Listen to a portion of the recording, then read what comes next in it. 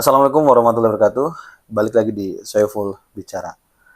Teman-teman semua, selama satu pekan ke belakang, kondisi sosial politik serta dinamika di dalamnya semakin hari semakin membuat kita perlu banyak menganalisa apakah ini kondisi yang semakin mengarah pada perbaikan bangsa atau perbaikan masyarakat atau justru sebaliknya. Kita tahu tentu ada banyak isu yang kemarin sempat ramai diperbincangkan, mulai dari Danantara, kemudian efisiensi, kemudian makan bergizi gratis, kemudian ada lagi terkait dengan demo mahasiswa yang kemudian menuntut ada 13 tuntutan di dalamnya. Kemudian yang paling banget menyita perhatian publik adalah terkait dengan bagaimana PDIP melarang kadernya untuk mengikuti agenda retreat atau agenda penambahan kapasitas lah dari Mendagri gitu, dari Kementerian Dalam Negeri untuk kepala daerah dan PDIP melarang kepala daerah yang dari kader PDIP sendiri untuk ikut di acara tersebut di Magelang. Dan ini membuat peta politik di Indonesia semakin menarik untuk kita analisa. Dan mungkin saya akan spesifik membahas itu selama beberapa menit ke depan dan menganalisa karena kebetulan sekali sebelum adanya pelarangan ini beberapa pekan lalu saya bertemu dengan salah satu kader PDIP. Saya bilang kader karena dia sudah punya KTA gitu ya. Dan kemudian sempat membahas terkait dengan kondisi keputusan atau terkait dengan Pak Hasto gitu ya, sekjennya PDIP. Dan saya mengingat tuh percakapan itu dan ternyata ada hal yang saya rasa oh ini mungkin adalah korelasi dari percakapan saya dengan teman atau senior saya yang dari PDIP itu gitu. Jadi kalau kita mencoba untuk menganalisa, karena dalam politik itu segala sesuatu bukan tanpa sebab gitu ya. Pasti ada sebab, ada sesuatu atau ada hal yang kemudian memang sedari awal sudah ada kesepakatan-kesepakatan. Jadi kalau ada yang bilang politik itu suatu kebetulan, bagi saya pribadi tidak, karena dalam politik sebuah pertemuan saja harus disetting, harus dilakukan semacam kesepakatan bersama, ini ketemuannya di mana, agendanya ngapain, nanti yang disampaikan apa dan sebagainya, itu semuanya by settingan gitu. Termasuk dalam hal kepentingan. Nah, kalau kita melihat dalam kondisi yang kemudian kita coba analisa adalah bagaimana peran PDIP yang kemudian cukup sentral di sini, dan secara pengamatan sosial ada banyak ekspertis, ada banyak akademisi yang mencoba untuk menganalisa juga, dan beberapanya saya sepakat tuh dengan analisa mereka bahwa PDIP ingin menunjukkan bargaining positioningnya sebagai partai yang cukup besar gitu ya, bukan hanya cukup besar, partai pemenang lah ibaratnya gitu di legislatif, ingin menunjukkan tuh kekuatan PDIP ketika sekjennya yaitu Pak Hasto itu kemudian menjadi tersangka KPK.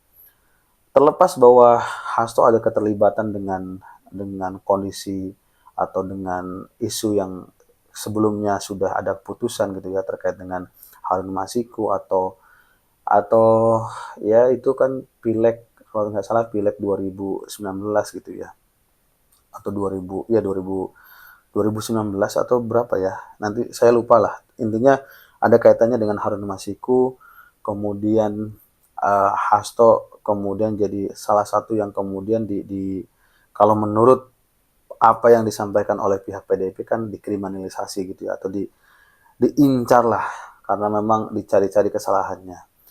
Kalau kita melihat bahwa memang kita sadari PDIP itu adalah partai yang cukup besar, partai pemenang di pilegnya kemarin, meskipun pilpresnya kalah gitu ya, tapi kursi di DPR ini cukup besar sehingga sangat sangat berpengaruh terhadap konstelasi politik yang akan ke depan dilakukan gitu. Nah, kalau kemudian koalisinya Prabowo hari ini tidak memberikan pertimbangan cukup serius terhadap keputusan atau langkah politiknya PDIP, bagi saya pribadi ini akan menambah dinamika yang tidak menguntungkan bagi koalisinya Prabowo Gibran gitu ya. Kenapa tidak menguntungkan? Karena sebagai apa ya, sebesar apapun koalisi yang dibangun ketika ada ada satu partai yang dia secara mayoritas cukup bersuara gitu ya, cukup punya suara banyak, tidak pro terhadap dukungan atau tidak pro terhadap kabinetnya Prabowo Gibran, itu juga lambat laun akan menjadi hal yang tidak efektif kabinetnya gitu. Apalagi kalau kita lihat track recordnya PDIP ketika jadi oposan itu sangat sangat baik gitu ya. Sangat baik, artinya mengkritisi kebijakannya itu memang berdasarkan substansi dan sebagainya gitu. Terlepas bahwa 10 tahun kemarin PDIP menjadi pemenang gitu ya, dengan kadernya pada saat itu masih Jokowi masih kadernya gitu ya. Ya, ya kita juga melihat memang ada banyak hal yang sangat fundamental yang kemudian juga menyakiti banyak rakyat, menyakiti banyak nalar publik gitu ya. Pada akhirnya kan juga sekarang PDIP dengan Jokowi kemudian pisah jalan gitu ya, atau tidak seiring sejalan lagi. Nah, kalau kita melihat dengan kekuatan PDIP, dengan track record PDIP yang kemudian ketika jadi oposan sangat powerful gitu ya, ini akan menghambat kondisi ritme ekosistem yang dibangun oleh Prabowo Gibran. Nah, kalau betul ini terjadi, ini akan ke depan tuh akan jadi hal yang berat nih langkah politiknya Prabowo gitu ya. Mengingat sebetulnya dari secara personal antara Prabowo dengan Megawati, kalau kita lihat tidak ada masalah apapun. Semuanya clear, to be clear dah, dan nggak ada sesuatu yang cukup krusial gitu ya. Artinya antara personalnya PDIP itu dengan Gerindra dan PDIP dengan Prabowo gitu ya, atau Megawati dengan Prabowo, itu nggak punya masalah yang cukup menyita perhatian publik. Artinya mereka harmonis-harmonis aja. Cuma gitu ya, cuma kalau betul ini menunjukkan pesan yang ingin diberikan oleh PDIP bahwa PDIP membangkang dari pemerintahannya Prabowo, ini pertanda bahwa ternyata PDIP dengan Gerindra atau PDIP dengan Prabowo bisa retak, bisa pisah jalan gitu. Nah, ini akan menyita banyak perhatian publik yang membuat nantinya kabinet Prabowo Gibran saya yakin kurang efektif lah gitu. Nah, kalau saya coba recall ya apa yang saya obrolkan dengan teman atau senior saya yang merupakan kader dari PDIP gitu ya. Dia menyampaikan pada saat itu sebetulnya gitu ya, pada saat itu sebetulnya Megawati dengan Prabowo terkait kasus Hasto, ini terkait kasus Hasto gitu ya. Terkait kasus Hasto, Megawati dan Prabowo itu sudah ada komunikasi. Dan gitu ya. Dan ada peluang Prabowo itu membantu kasusnya Hasto. Artinya eh artinya bahasa yang disampaikan oleh teman atau senior saya itu, dia bilang eh Prabowo memberikan memberikan memberikan satu sinyal untuk mencari jalan yang terbaik gitu. Mencari jalan yang terbaik itu kan bahasa politis banget sebetulnya. Tapi dimaknai oleh kader PDIP termasuk Bu Mega, ya PDIP akan dibantu gitu. Tapi ternyata keputusannya beralih gitu. Keputusannya berubah drastis. Hasto tetap jadi tersangka. Bahkan press conference-nya di KPK juga Pak Hasto dengan lantang gitu kan. Bahkan ketika diwawancara sama wartawan atau media gitu ya, dia bilang ya saya datang dengan apa ya, menggebu-gebu atau apalah, intinya dia bilang ini jadi momentum untuk kemudian KPK juga berani memeriksa keluarga Jokowi. Jadi menarik kan ya, jadi menarik nih antara PDIP, Megawati dan Jokowi maupun Prabowo. Nah, sehingga kalau dari sini memang Prabowo sendiri cenderung cenderung bagi saya pribadi mengambil posisi aman. Karena mau tidak mau kan Prabowo juga punya kepentingan sebagai ketua umum partai. Dia baru menjabat sebagai presiden, kondisi politik dan kondisi koalisinya cukup besar sehingga dia punya kepercayaan diri yang cukup tinggi gitu ya.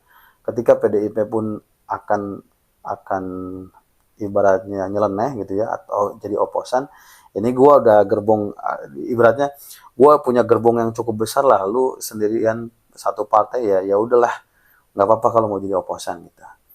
Itu kayak kesan yang ingin disampaikan tuh seperti itu, sehingga Ada banyak penafsiran-penafsiran yang pada akhirnya kalau kita katakan memang PDIP ini menjadi satu partai politik yang hari ini banyak diserang gitu ya, banyak diserang dan kemudian banyak ditinggalkan gitu.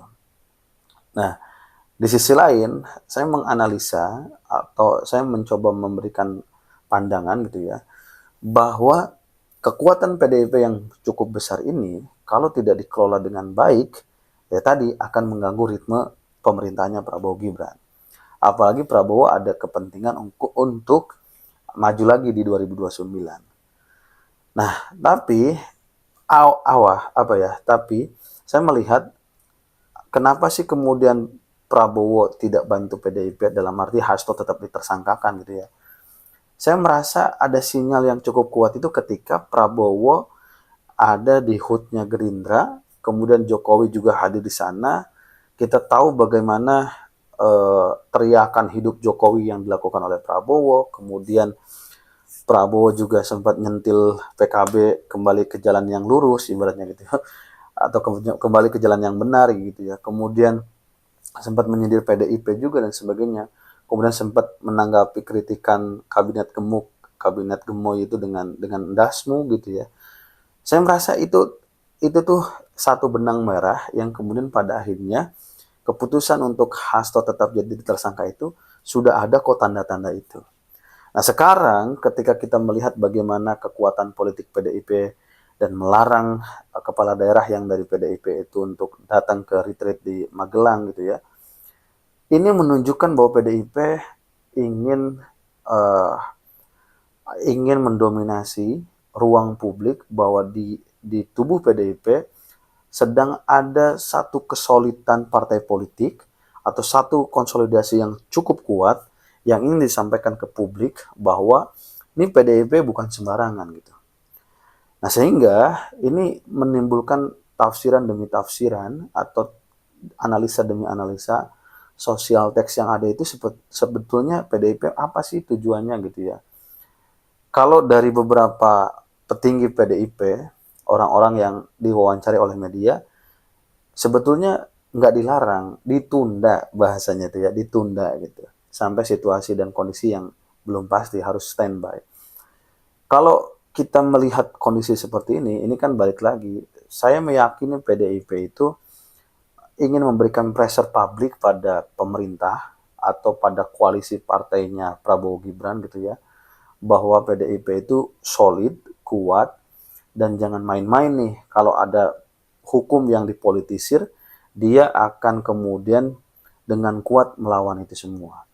Dan terbukti kan, alasan utama di surat yang diberikan atau dibaca oleh publik, ada dua poinnya, yaitu kepala daerah yang sedang menuju ke sana maupun instruksinya tetap dalam standby gitu ya. Alasan utamanya kan karena Pak Hasto ditersangkakan atau bahasanya itu eh, hmm, terjadi kriminalisasi hukum terhadap sekjen. Nah, bahasanya terjadi kriminalisasi hukum terhadap sekjen. Nah, kalau ini menjadi konsumsi publik yang tanpa penyelesaian, saya meyakini kondisi politik kita semakin hari semakin buruk gitu ya. Artinya buruk dalam artian masyarakat sudah tidak lagi percaya dengan partai politik maupun pejabat-pejabat gitu ya. Yang selalu mereka bilang ketika kampanye kepentingannya untuk rakyat, tapi pada akhirnya hanya kepentingan terhadap partai politik maupun kelompok-kelompoknya gitu. Nah, saya juga perlu membaca lebih detail situasi politiknya karena setiap detik itu akan berubah gitu ya.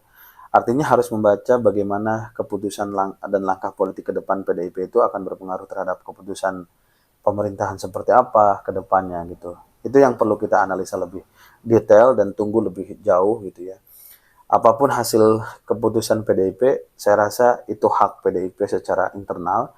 Tapi ketika kita balikan bahwa sebagai kepala daerah yang terpilih, meskipun dia dari partai politik A, B, Z, atau sampai Z sekalipun, mereka kan mewakili kepentingan rakyat gitu. Cuma masalahnya, apakah retreat ini eh, memang kepentingan rakyat atau ya pada akhirnya juga nggak efisien atau secara kontradiksi gitu ya, acara-acara seremonial aja gitu. Walaupun kalau nggak salah acara-acara semacam ini sih udah dimandatori secara hukum gitu ya dari Undang-Undang nomor berapa tahun 2014 kalau nggak salah. Artinya memang ada hal-hal yang secara substansi bisa ditangkap melalui acara-acara semacam ini. Tapi mungkin PDIP jauh lebih punya alasan internal yang cukup tajam gitu ya. Karena sampai saat ini pun tidak ada PLT Sekjen atau PLT-nya Pak Hasto tuh nggak ada. Semuanya dikomandoi langsung oleh Bu Megawati. Artinya ini pertarungan politik yang cukup serius dan PDIP meyakini dalang di balik ini semua adalah Pak Jokowi. Ya, begitulah ya dunia politik di Indonesia seringkali membuat kita semakin semakin mengerutkan dahi gitu ya atau semakin membuat kita apaan sih nih, wah aktor-aktor politik kok drama mulu gitu ya. Mungkin itu dulu teman-teman semua ngomong ngalor ngidul analisa politik di satu pekan ke belakang ini. Semoga ada sesuatu yang bisa ditangkap dan kalau ada hal yang kurang tepat saya mohon maaf. Selebihnya info-info yang saya dapat dari baca, dari ketemu sama teman dan semoga ini jadi temuan yang terus-terusan kita analisa sebagai bentuk pendewasaan politik dan pembelajaran politik. Terima kasih banyak. Assalamualaikum warahmatullahi wabarakatuh.